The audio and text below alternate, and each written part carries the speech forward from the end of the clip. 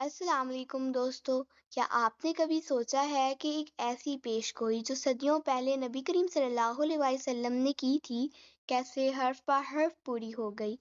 آج کی ویڈیو میں ہم بات کریں گے اس حیران کن پیش گوئی کے بارے میں جس نے تاریخ کو بدل کر رکھ دیا، اور آج بھی دنیا کے بڑے بڑے تاریخ دانوں کو یہ پیش گوئی حیران کر دیتی ہے۔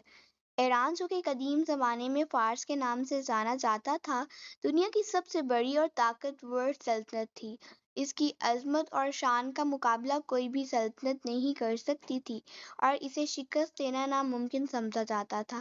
لیکن پھر ایک لمحہ آیا جب نبی کریم صلی اللہ علیہ وسلم نے اپنی بصیرت سے اس طاقتور سلطنت کے زوال کی پیش گوئی کی۔ آپ صلی اللہ علیہ وسلم نے یہ پیش گوئی کیوں کی، اور پھر فارس یعنی موجودہ ایران کے ساتھ کیا ہوا؟ یہ سب کچھ جاننے کے لیے اس ویڈیو کو آخر تک ضرور دیکھیے گا اور اپنے دوستوں کے ساتھ شیئر کیجیے گا۔ پیارے دوستو، سب سے پہلے بات کرتے ہیں اس واقعے کی جو اس پیش گوئی کا نقطۂ آغاز تھا۔ جب نبی کریم صلی اللہ علیہ وسلم نے اسلام کا پیغام دنیا کے مختلف حکمرانوں تک پہنچانے کا فیصلہ کیا تو ان میں ایک نام فارس کے بادشاہ خسرو پرویز کا بھی تھا۔ خسرو پرویز، جس کی بادشاہت اپنے وقت کی سب سے مضبوط اور طاقتور سلطنت تھی، اس کا غرور آسمان کو چھو رہا تھا۔ فارس کی عظمت اور شان کا ڈنکا پوری دنیا میں بجتا تھا اور خسرو پرویز کا نام سن کر ہی دشمنوں کی ٹانگیں کانپ جاتی تھی۔ نبی کریم صلی اللہ علیہ وسلم نے خسرو پرویز کو ایک خط بھیجا جس میں اسے اسلام کی دعوت دی گئی۔ یہ خط آپ صلی اللہ علیہ وسلم کی جانب سے محبت اور امن کا پیغام تھا، مگر جب یہ خط خسرو پرویز تک پہنچا تو اس نے انتہائی توہین آمیز رویہ اپنایا۔ جیسے ہی اس نے خط کو پڑھا، اس کا غصہ بڑھ گیا۔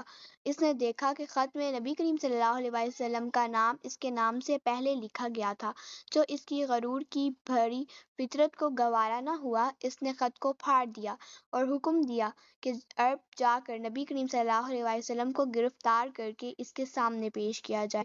ناظرین، یہی وہ لمحہ تھا جب نبی کریم صلی اللہ علیہ وسلم نے فرمایا کہ جس طرح اس نے میرے خط کو پھاڑا ہے، اسی طرح اس کی سلطنت بھی ٹکڑوں میں بکھر جائے گی۔ یہ ایک پیش گوئی تھی جو بہت جلد حقیقت کا روپ دھارنے والی تھی۔ پیارے دوستو، یہاں ایک لمحہ رک کر سوچئے کہ اس وقت کسی نے بھی یہ تصور نہیں کیا تھا کہ فارس جیسی عظیم سلطنت، جس کی طاقت کے چرچے دنیا بھر میں تھے، کیسے مٹھی پر مسلمانوں کے ہاتھ شکست کھا سکتی ہے۔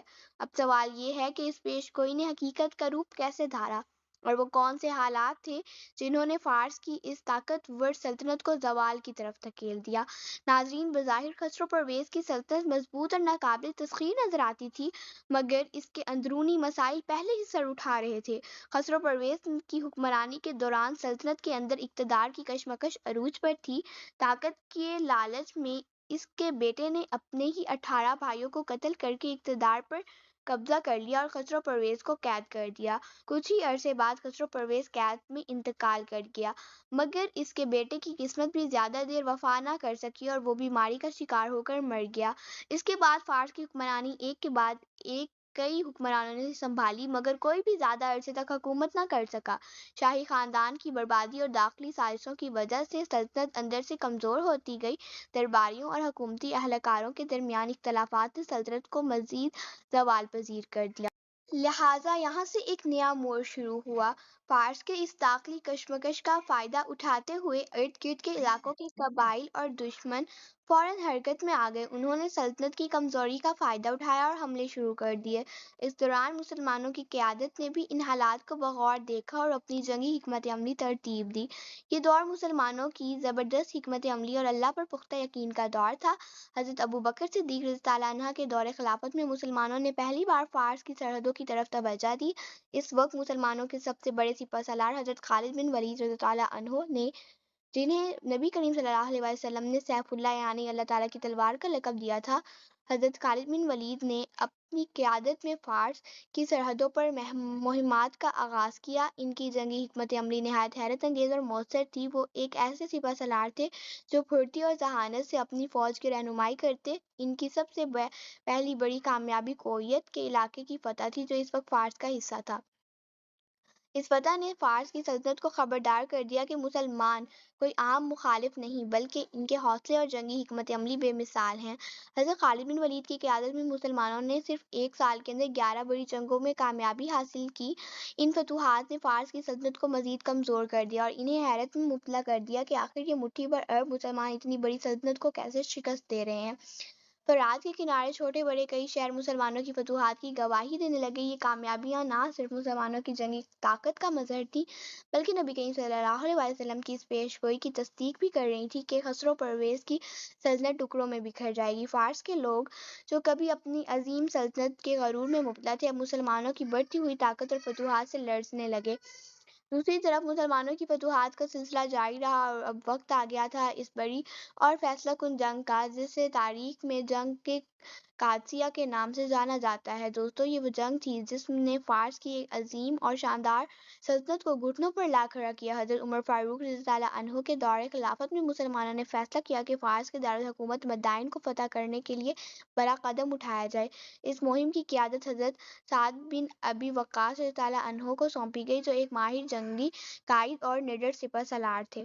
قادسیہ کا میدان وہ مقام تھا جہاں مسلمان اور فارس کی فوجیں آمنے سامنے ہوئیں۔ فارس کی فوج کی تعداد زیادہ تھی اور ان کے پاس جنگی ہاتھی بھی تھے جو اس وقت ایک خوفناک ہتھیار تصور کیے جاتے تھے۔ جنگ کے آغاز میں فارسی فوج نے ہاتھیوں کے ذریعے شدید حملہ کیا جس سے مسلمانوں کی صفوں میں افراتفری پھیل گئی، مگر یہی وہ لمحہ تھا جب مسلمانوں کے غیر متزلزل ایمان اور قیادت نے انہیں سنبھال دیا۔ مسلمانوں نے پوری طاقت کے ساتھ حملہ کیا اور فیصلہ کن طور پر جنگ کا پانسا پلٹ دیا۔ انہوں نے نہ صرف میدان جنگ کو فتح کیا بلکہ فارس کی عظیم سلطنت کا زوال بھی یقینی بنا دیا۔ دوستو، یہی وہ لمحہ بھی تھا جب نبی کریم صلی اللہ علیہ وسلم کی پیش گوئی کی سچائی دنیا کے سامنے عیاں ہو گئی۔ خسرو پرویز کی سلطنت جس نے نبی کریم صلی اللہ علیہ وسلم کے خط کو پھاڑنے کی جرأت کی تھی ٹکڑوں میں بکھر چکی تھی اور مسلمانوں نے اللہ کی نصرت سے ایک عظیم فتح حاصل کی۔ اس عظیم فتح کی داستان ہمیں یاد دلاتی ہے کہ ایمان کی طاقت اور سچی قیادت ناممکن کو ممکن بنا سکتی ہے۔ تو دوستو، مزید جاننے کے لیے ہماری ویڈیوز دیکھتے رہیے کیونکہ ہم آپ کو بتائیں گے کہ اس فتح کے بعد مسلمانوں کی حکمت عملی اور فارس کی سرزمین پر اسلام کی توسیع کیسے ہوئی۔ یہ تھی ہماری آج کی ویڈیو۔ ہمیں پوری امید ہے کہ آپ کو یہ ویڈیو پسند آئی ہوگی۔ اگر واقعی ایسا ہے تو ویڈیو کو لائک اور شیئر کر کے ہماری حوصلہ افزائی ضرور کیجیے گا۔ انشاءاللہ بہت جلد ایک نئی ویڈیو کے ساتھ حاضر ہوں گے۔ تب تک اپنا، اپنے پیاروں کا اور اپنے اس چینل کا بہت خیال رکھیے گا۔ اللہ نگہبان۔